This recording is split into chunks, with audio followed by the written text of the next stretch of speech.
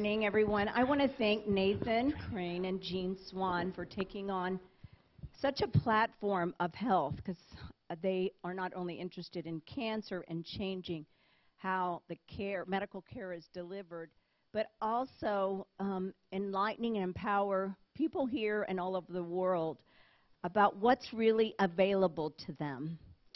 Also, we want to welcome our illustrious speakers here today that will illuminate so many different subjects.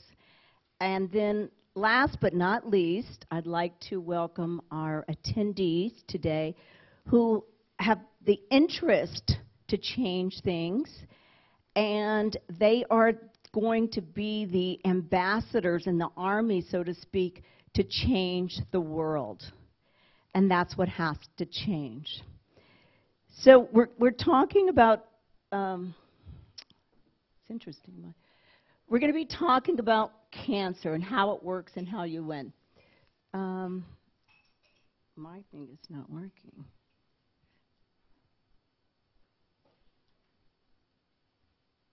No. I wonder what's going on. Oh.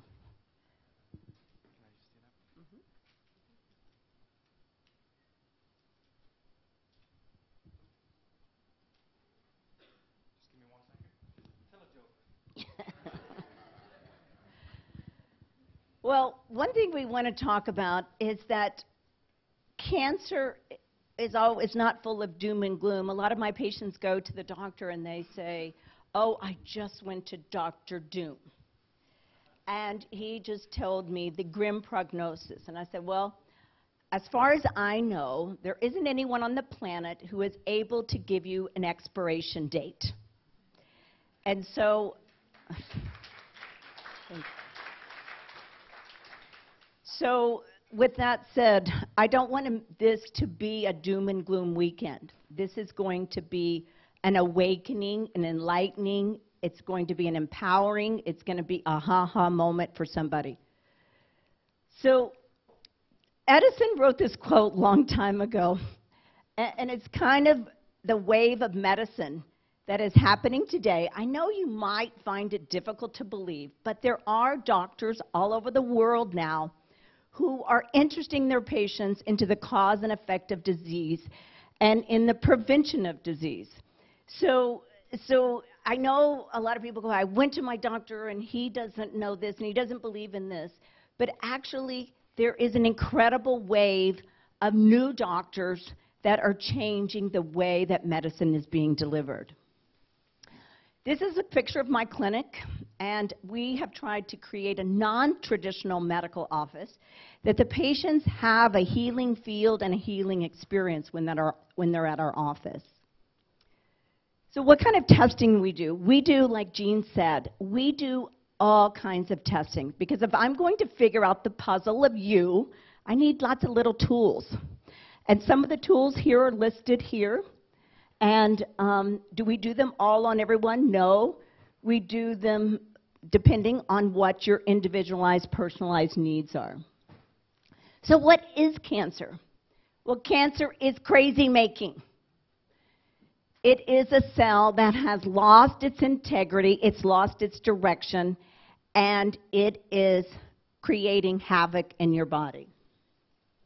And as I mentioned there, if you look here, cancer is fundamentally a mitochondrial dysfunction.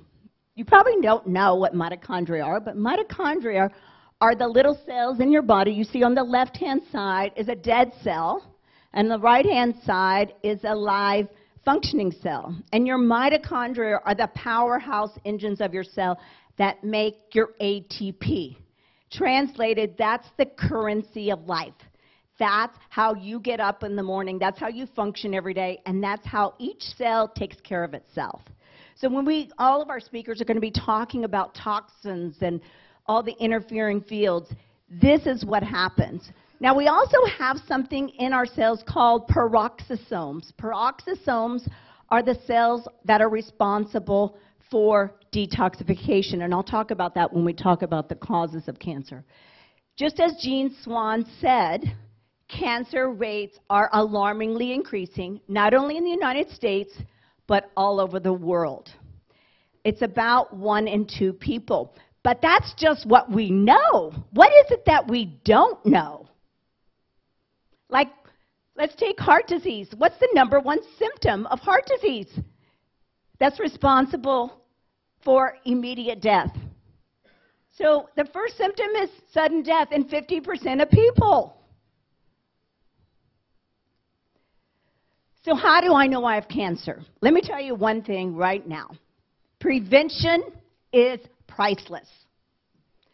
You want to know if you have cancer earlier than later. From one cancer cell to the tumor is about 10 or 12 years. So a lot happens before that doctor or the scan or the mammography or the colonoscopy reveals cancer. Now, we've known, interestingly, for a long time how to figure out if we have cancer. But unfortunately, the conventional medical community doesn't quite open themselves to these options. But I'm going to tell you today, because I do it every single day, and not only do I, but I have a team of many doctors and many practitioners that all do it. So definitely, it's real, it exists, and you're going to learn about it today. So how do you know if you have cancer? Well, there's a couple of blood tests that your routine doctor, your conventional doctor, can order, and that's called the CRP. The CRP, so please make sure, because he's not going to go, oh, that's weird, I've never heard of that. He's not going to say that. CRP. CRP is a marker for inflammation. There's a great new book out called Inflammation Nation.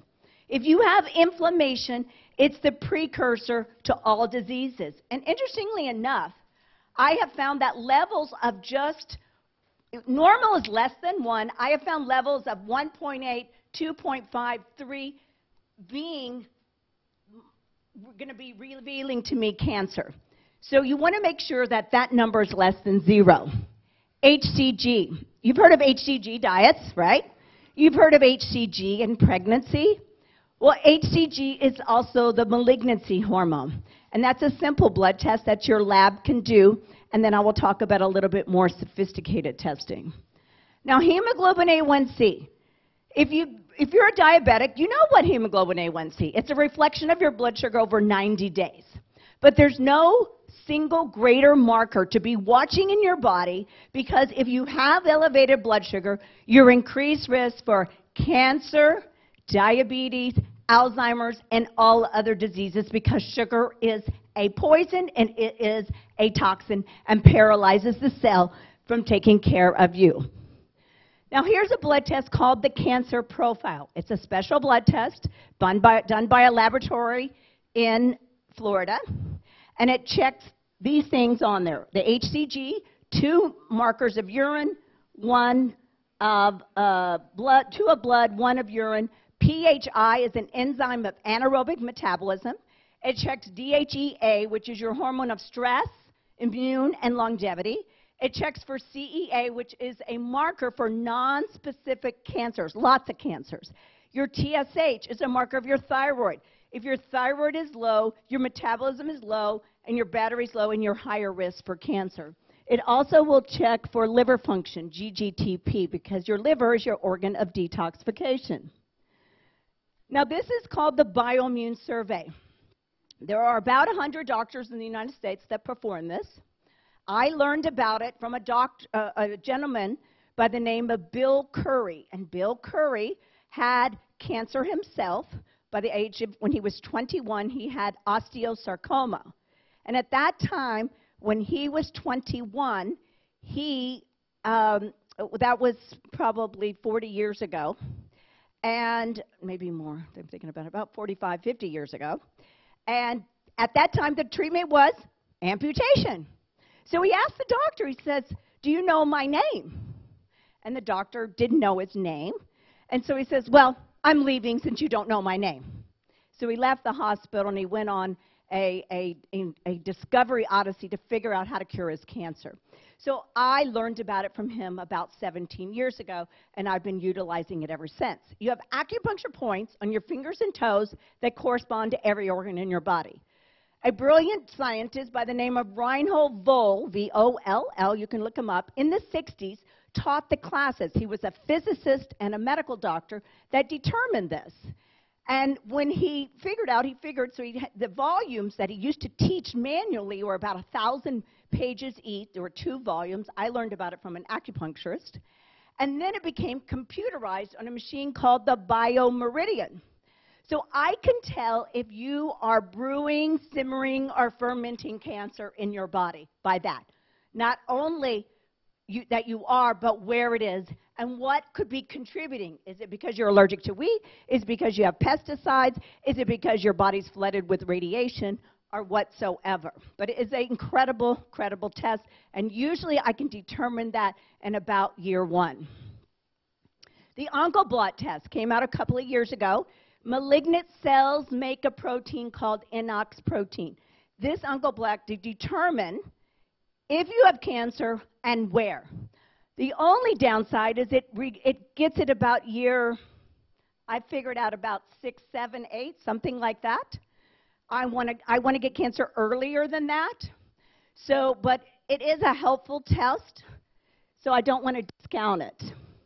The other thing, in 2012, the oncology books have written that you only have a remission of cancer or cure for cancer if your circulating tumor cells and circulating stem cells are 0.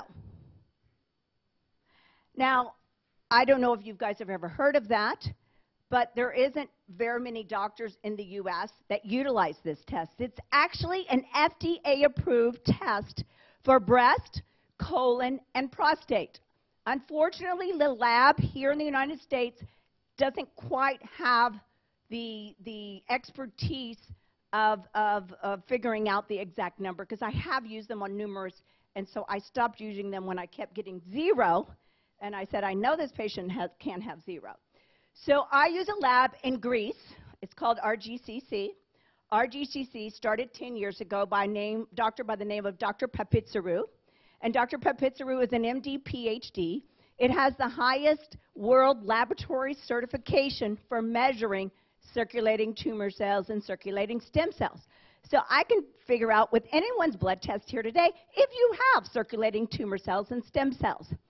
If you have a tumor of even 1 to 2 millimeters in size, which is undetectable by a conventional MRI, you will have circulating tumor cells and stem cells.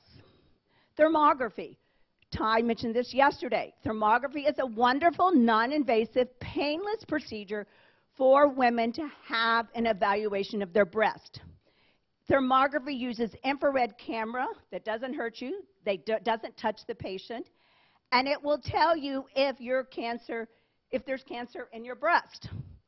It shows a vascular pattern because cancer cells are very hypermetabolic.